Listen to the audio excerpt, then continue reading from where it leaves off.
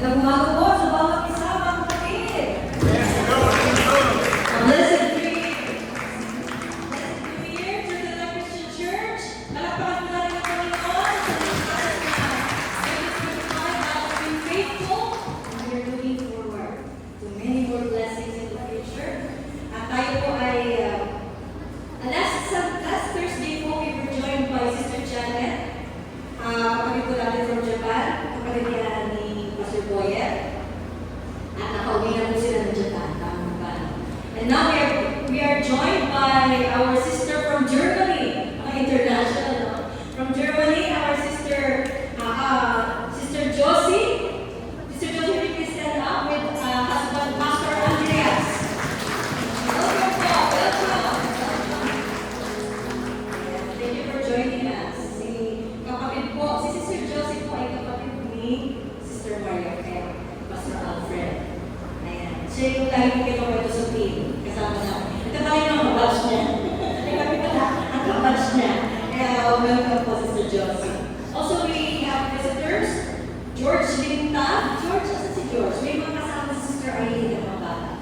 Ayun yung bata, George. Kaway-kaway na George. At saka si Franklin. Barana. Franklin, kaway-kaway si Franklin. Ay, mga bata. Okay, praise God.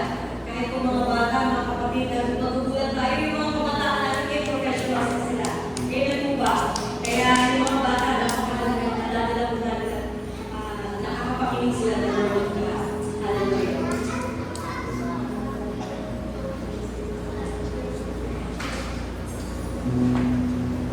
Kumusta po ang 2025? Yung 2025 po ang dito. How was your 2025? Mabuti po ba ang Panginoon? Naging mabuti po ba ang Panginoon? Hallelujah! Tayo po natin tumayo. And this 2026, mga kapatid, this 2026, we expect more. When we say we expect more, we're not expecting parang more blessings lang. But we are expecting a lot of things to happen. Maybe struggles. But then, katulad na sinishare ko sa team kahapon, like Shadrach, Meshach, and Abednego, their experience na pwede na sila mamatay.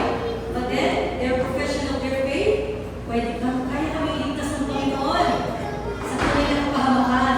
At kung hindi na sila iligtas ng Panginoon, ay hindi magbabago ang kanilang pananampalataya. Mga kapatid, ahead of us is 2026, the entire 2026. There are a lot of things to happen, but we pray that by the grace of God, tayo mong lahat ay makakatayo ng buong kumpiyansa sa ating Panginoon. Amen po ba? Amen. I would like to read from 1 Corinthians 15:10. It says, 9 and 10. This is Apostle Paul speaking. For I am the least of the apostles, and do not deserve to be called an apostle, because I persecuted the church of God. But by the grace of God, I am what I am. And His grace to me was not without effect. No, I worked harder than all of them. Yet not I. Yet not I, Apostle Paul said, but the grace of God that was with me. And I'd like to read from the Tagalog version po, sapagkat Tagalog po ang mga awit namin ngayon. Sapagkat ako ay pinakahamak sa mga apostol, ako'y di karapat-dapat tawaging apostol, sapagkat kinusig ko ang Iglesia ng Diyos. Ngunit, dahil sa kagandahang loob niya, ako'y naging apostol, at hindi naman nawala ng kabuluhan ang kaloob niya ito sa akin. Nagpagad ako ng higit kaysa kanino man sa kanila. Bagamat hindi ito sa sarili kong kakayanan. Bagamat hindi ito sa sarili kong kakayanan, kundi sa tulong ng Diyos sa akin. Purihin po ang kapangyarihan ng Diyos sa bawat isa. Sa biyaya ng ating Panginoon. Hallelujah! This 2026, patuloy na pinipray. Ang biyaya ng Panginoon sa bawat isa. Ang biyaya ng Panginoon. Hallelujah!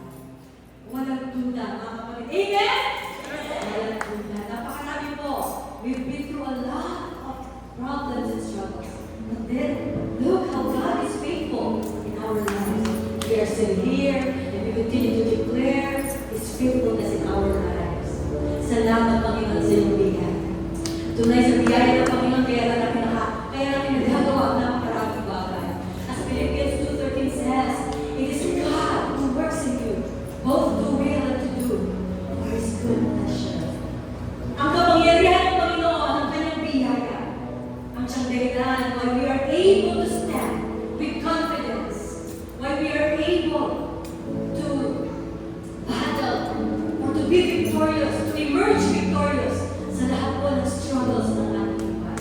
Amen. And so this 2026, mga kapatid, I encourage you, we continue to lift up the name of the Lord and declare that He is faithful. Shall we say that?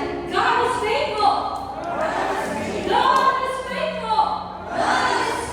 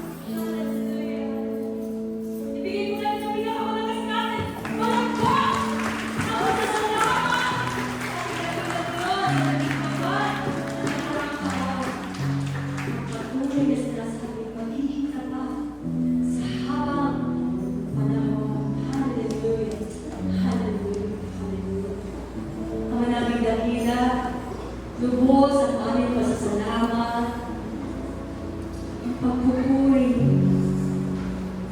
Salamat, Panginoon, sa iyong katapatan. Pinatunayan mo, hindi minsan, hindi dalawang beses. At sa lahat ng panahon, Panginoon, ng aming buhay, na kami narito, na nakilig ang tapat sa amin, Panginoon. Kaya ako'y pinagmamalaki namin. Hindi namin pinagmamalaki, Panginoon, ang lakas na lagi namin nakakamtan. Hindi ang aming yaman na iyong binibigay sa amin. Hindi ang katalinuhan na binibigay mo sa amin. Subalit sabi ko, Panginoon, sa Jeremiah 9:23 and 24, that if we would boast for anything, we would not boast for wisdom, we would not boast for riches, we would not boast for our strength, but we would boast that we understand you. Nakikilala ka namin, Panginoon, at nauunawaan namin ang ginawa mo at ang tinapos mong gawain sa aming buhay. Ito po aming matinding na panalangin, Panginoon. That this year, 2026, we will continue to commit ourselves into studying your word. We would not be performing.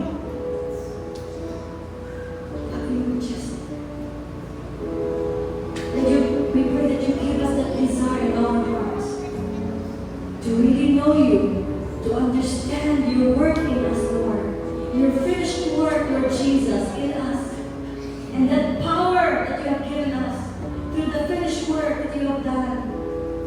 Tumadalangin namin, maunawaan namin ang malalim, Panginoon, ang kapangyarihan ito that you have given us through your finished work.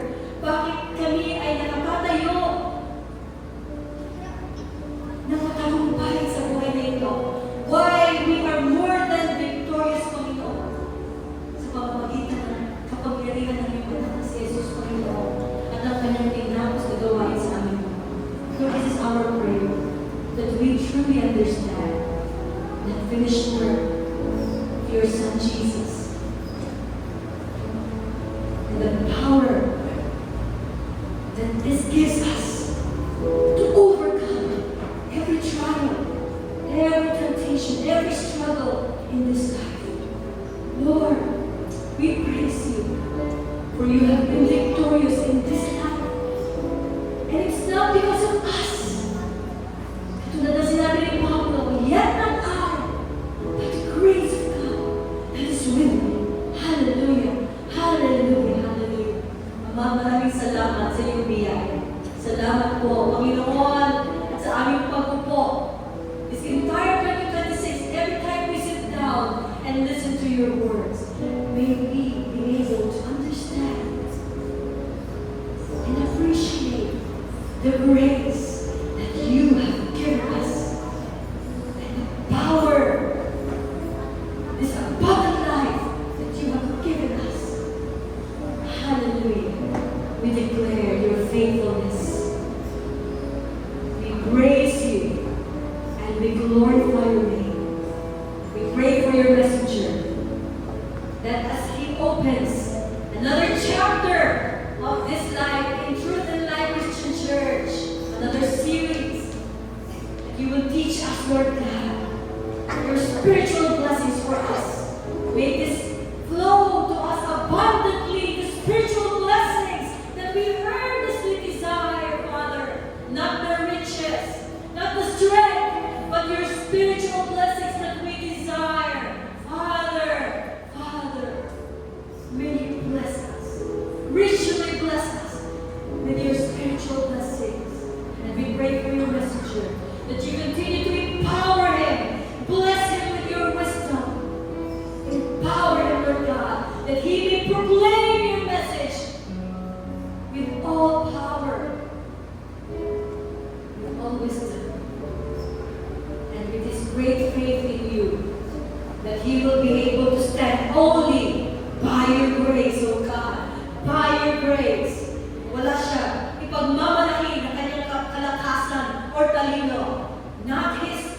intelligence, not His wisdom, not His strength, but yours, Lord God. Hallelujah. We proclaim and we declare that in this church, Lord. We pray for your spiritual blessings for this year. So we declare your goodness, we declare your faithfulness in this church and in every family inside this church. Purihin ka aming